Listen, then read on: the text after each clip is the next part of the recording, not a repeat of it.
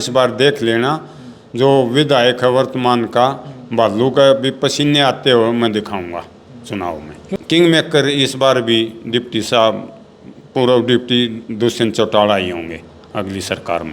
आए थे वो मलाई चाट के चले गए भाई अनिल केकरा।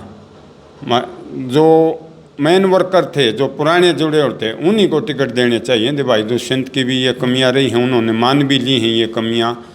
भाई वो मलाई चाट के अपना चले गए 4-4.5 साल में।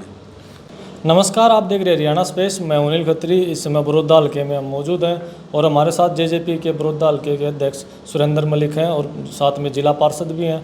मलिक साहब, जिस तरह से अजय चौटाला के कार्यक्रम बड़ौदा हल्के के रखे गए हैं, तो किस तरह की तैयारियां हैं?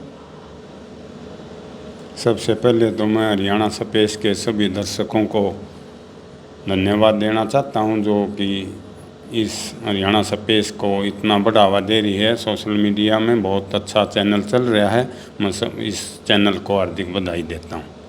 अच्छा, जो 11 तारीख का डॉक्टर साहब का बड़ौदा में हल्के में प्रोग्राम है, बड़ौदा गांव में ही पहुंचेंगे वो। शुरुआत है ये चुनाव की सकनाद रैली जो यहाँ करेंगे और इसमें हज़ारों की संख्या में लोग बड़ौदा पहुँचेंगे।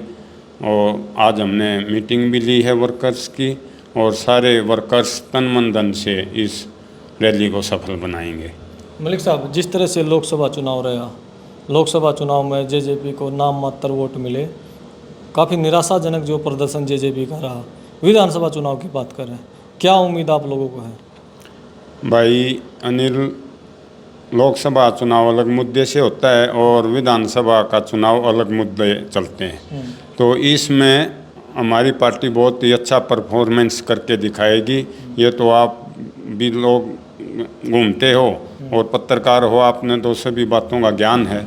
ये अब चुनाव आ जाएंगे, उसके बाद जब काउंटिंग होगी तो देख लेना कि बहुत ही बढ़िया प्रदर्शन करेगी जेजेपी। जिस तरह से जो पिछले चुनाव लड़े हैं जेजेपी की टिकटों पर, वो काफ़ी जो चेहरे हैं वो पार्टी छोड़कर चले गए हैं। तो ऐसे में क्या इस बार आपके पास हल्के में इस तरह के उम्मीदवार हैं कि आप चुनाव 90 की 90 सीटों पर लड़ पाओगे? बिल्कुल, वो तो कोई बात नहीं, ये तो पार्टियों में आते आना जाना लगा रहता है भाई साहब। कोई बात नहीं, अभी थोड़ा समय थोड़ा ढीला तो है, ये मैं मानता हूँ, लेकिन हम संघर्ष करेंगे। सभी वर्कर्स और कार्यकर्ता, मेहनती कार्यकर्ता, ये ताऊ देवीलाल की फौज के कार्यकर्ता हैं, तो हम मेहनत करके इस पार्टी को और ऊपर ले जाने का काम करेंगे। और जो भी आए थे वो मलाई चाट के चले गए भाई अनिल केकरा। जो मेन वर्कर थे, जो पुराने जुड़े हुए थे, उन्हीं को टिकट देने चाहिए थे भाई। दुष्यंत की भी ये कमियां रही हैं, उन्होंने मान भी ली हैं ये कमियां। भाई वो मलाई चाट के अपना चले गए 4-4.5 साल में।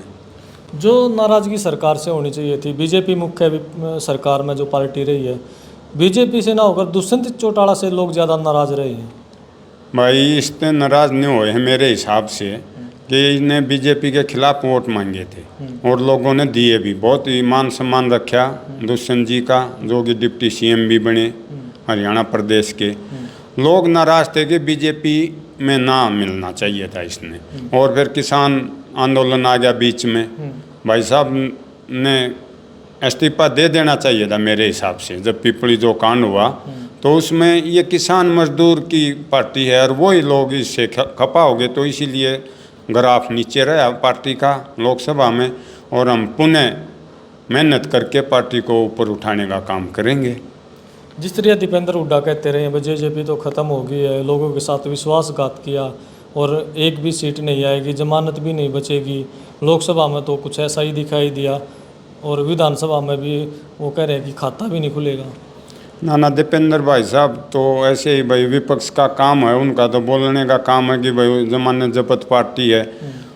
हुड्डा राज में क्या हुआ था, यहाँ रुखी लोग बैठ के धरना देते रहे, 1 रुपया भी मांग लिया था बोनस दे दो किसानों ने, लेकिन हुड्डा साहब ने वो भी काम नहीं कराया था। ऐसे बोलने से कुछ नहीं होता। दीपेंद्र भाई को शुद्ध बुद्धि दे भगवान, कि ऐसे वर्ड उन्होंने नहीं कहने चाहिए कि हमारी पार्टी की जमानत जब्त होगी। बिल्कुल भी नहीं। लोकसभा एक अलग मुद्दे थे भाई साहब, और इस बार देख लेना बहुत ही बढ़िया परफॉर्मेंस करेगी पार्टी हमारी, और 8-10 विधायक इस बार भी हमारे जीत के आएंगे 100%।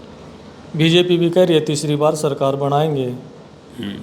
बीजेपी भी सरकार भाई कहेगी, मैं अपनी पार्टी की कहने लग रहा हूँ तो बीजेपी भी कहेगी नील भाई, लेकिन बीजेपी का भी कोई खास जनाधार नहीं रहेगा इस बार।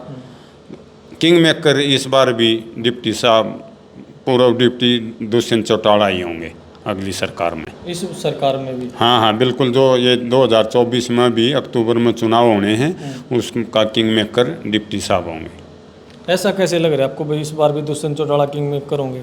पूर्ण बहुमत आता नहीं किसी का भी, ये देख लेना भाई साहब अनिल। वो 30-32 पे कांग्रेस सिमट जाएगी, ये 30-32 बीजेपी, बाकी फिर दुष्यंत भाई साहब रह गए। 8-10 सीट 100% जीत कर आओगे और किंग मेकर होंगे इस बार सरकार में। लेकिन इस एरिया की बात करें तो यहाँ तो पूरी चर्चा के भूपेंद्र सिंह हुड्डा मुख्यमंत्री बनेंगे। भाई यो एरिया थोड़ा ये जाट है ना, जो ये रुक के मारे भाई साहब। अब एक कौम से कोई भी पार्टी कामयाब नहीं होती। 36 बिरादरी का जिस पार्टी को समर्थन होता है ना, वही पार्टी सत्ता पे काबिज होती है। ये आपने पहले भी देखा है और आगे भी देखते रहोगे। ऐसे हुड्डा और दीपेंद्र के कहने से कोई काम नहीं चलेगा, ऐसी कोई बात नहीं है। बढ़िया है, ये तो गढ़ रहा बड़ौदा तो ताऊ देवी लाल का। इस बार भी हम दिखा देंगे पुण्य दोहरा के इतिहास कि बड़ौदा में क्या हुआ।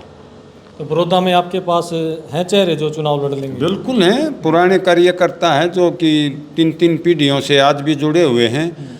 और जो भी पार्टी फैसला करेगी, जिस भाई को देगी टिकट, हम सभी वर्कर्स उसके तन मन धन से मेहनत करके उसको विजय बनाने का काम करेंगे। तो कांग्रेस के नेता तो कह रहे हैं बड़ौदा में 40,000 तक जीतेंगे, 50,000 तक जीतेंगे, क्यों कर मुकाबला करोगे फिर?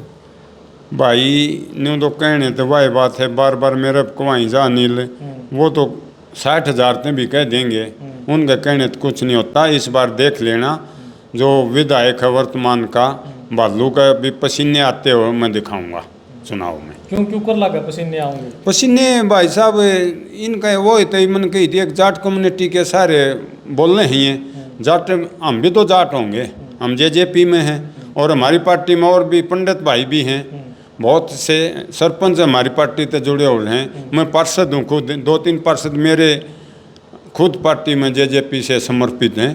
ऐसी कोई बात नहीं है भाई साहब, बढ़िया परफॉर्मेंस करेगी जेजेपी इस चुनाव में। आप देख लेना, आप यहीं हो और मैं भी यहीं रहूँगा।